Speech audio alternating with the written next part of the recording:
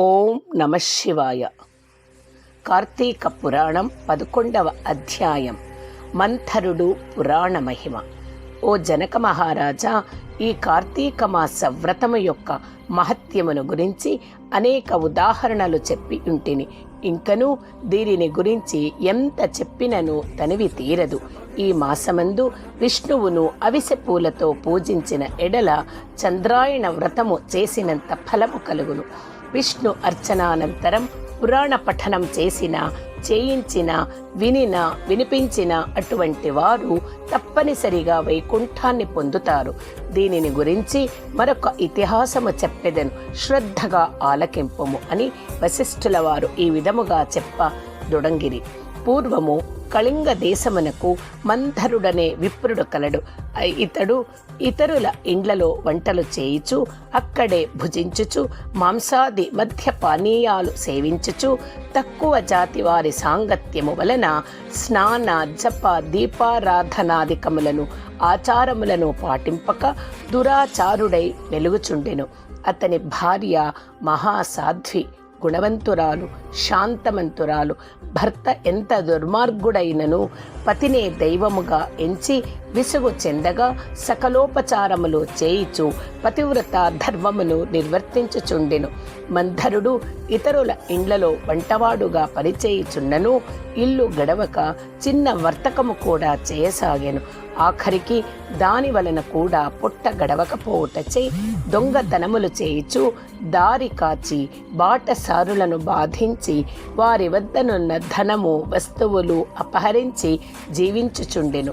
ఒక దినమున ఒక బ్రాహ్మణుడు అడవి దారిన పడిపోవుచుండ అతనిని భయపెట్టి కొట్టి ధనము అపహరించుచుండగా అక్కడకు మరొక కిరాతకుడు వచ్చి ధనాశచే వారిద్దరిని చంపి ధనము మూటగట్టుకొని వచ్చుచుండెను.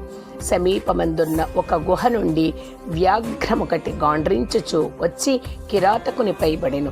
కిరాతకుడు దానిని కూడా చంపెను.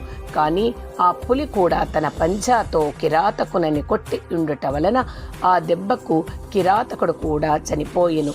ఈ విధముగా ఒకే కాలమున నాలుగు విధముల హత్యలు చేసి చనిపోయినందున ఆ నలుగురు కూడా యమలోకమున అనేక శిక్షలు అనుభవించుచు రక్తము క్రక్కుచు బాధపడుచుండిరి. మంథరుడు చనిపోయిన నాటి నుండి అతని భార్య నిత్యము హరినామస్మరణ చేయుచు సదాచారవర్తినియే భర్తను తలచుకొని దుఃఖించుచు కాలము గడుపుచుండెను. కొన్నాళ్లకు ఆమె ఇంటికి ఒక ఋషి పుంగవుడు వచ్చెను. ఆ వచ్చిన ఋషిని గౌరవముగా ఆహ్వానించి అర్ఘ్యపాద్యాదులచే పూజించి, స్వామి, నేను దీనురాలను, నాకు భర్త గాని సంతతి గాని లేరు.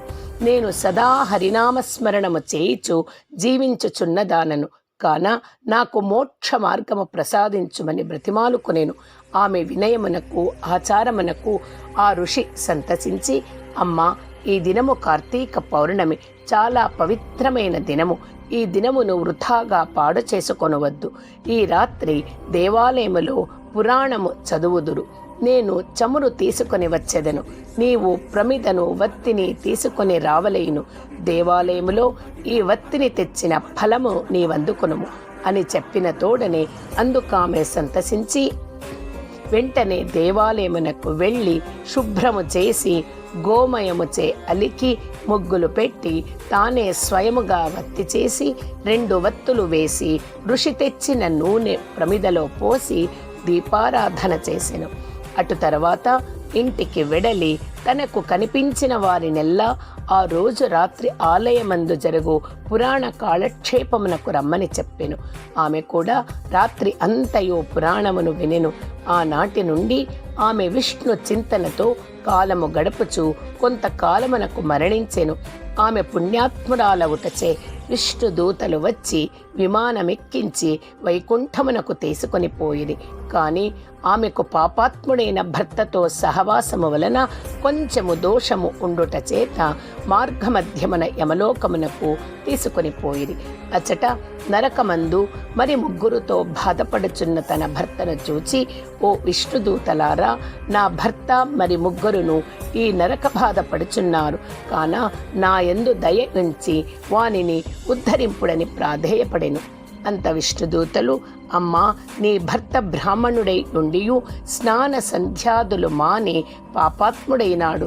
రెండవ వాడు కూడా బ్రాహ్మణుడైనను అతడు కూడా ధనాశచే ప్రాణ స్నేహితుని చంపి ధనము అపహరించెను. మూడవ వాడు వ్యాఘ్రము. నాలుగవ వాడు పూర్వము ద్రావిడ దేశమున బ్రాహ్మణుడై జన్మించినను అనేక అత్యాచారములు చేసి 12 రోజున కూడా తైల లేపనము మధ్య మాంసభక్షణ చేసినాడు కాన పాపాత్ముడైనాడు. అందుకే ఈ నలుగురు నరకబాధలు పడుచున్నారు అని వారి చరిత్రలు చెప్పిరి. అందులకు ఆమె చాలా విచారించి, ఓ పుణ్యాత్ములారా, నా భర్తతో పాటు మిగిలిన ముగ్గురిని కూడా ఉద్ధరింపుడని ప్రార్థించగా, అందులకు ఆ దూతులు, అమ్మా, కార్తీక శుద్ధ పౌర్ణమి నాడు నీవు భక్తి చేసిన ఫలమును వ్యాఘ్రమునకు, ప్రమిద ఫలము కిరాతకునకు, పురాణము వినుట వలన కలిగిన ఫలము ఆ విప్రునకు ధారపోసినచో వారికి మోక్షము కలుగునని చెప్పగా, అందులకు ఆమె అట్లే ధారపోసెను. ఆ నలుగురును ఆమె కడకు వచ్చి విమానము ఎక్కి వైకుంఠమునకు వెళ్ళిరి. కావున ఓ రాజా, కార్తీక మాసమున పురాణము వినుట వలన, దీపము వెలిగించుట వలన ఎట్టి ఫలము కలిగెనో వింటివా అని వశిష్ఠుల వారు నుడివిరి. ఇది స్కాంద పురాణాంతర్గత వశిష్ఠ ప్రోక్త కార్తీక మహత్యమందలి 11వ అధ్యాయము 11వ రోజు పారాయణం సమాప్తం. ఓం నమః శివాయ. ఓం నమః శివాయ. ఓం నమః శివాయ.